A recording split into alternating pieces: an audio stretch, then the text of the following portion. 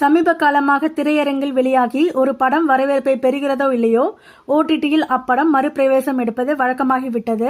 வெள்ளித்திரையில் பார்த்தவர்களுக்கு படம் பிடிப்பதும், ஓடிடி ரசிகர்களுக்கு பிடிக்காமல் போவதும், பெரிய திரையில் எதிர்மறை விமர்சனங்களை பெற்று ஓடிடி ரசிகர்களால் கொண்டாடப்படுவதும் தொடர்கதையாகிவிட்டது.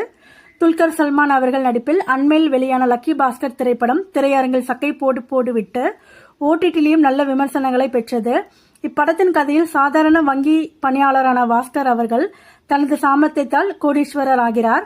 இந்த பாஸ்கர் கதாபாத்திரத்தோடு ஆர்யா அவர்கள் நடித்த பாஸ் என்கிற பாஸ்கரின் கதாபாத்திரத்தை ஒப்பிட்டு மீம்களை தெரிக்க விட்டனர். ஆர்யா அவர்கள் ஏற்று நடித்த பாஸ்கர் கதாபாத்திரம் லக்கி பாஸ்கரோடு எதிர்மறையாக வேலை இல்லாமலும் பணத்துக்கு அல்லல் படம் காலத்தை ஓட்டும் ஒரு ஜாலியான கதாபாத்திரம்.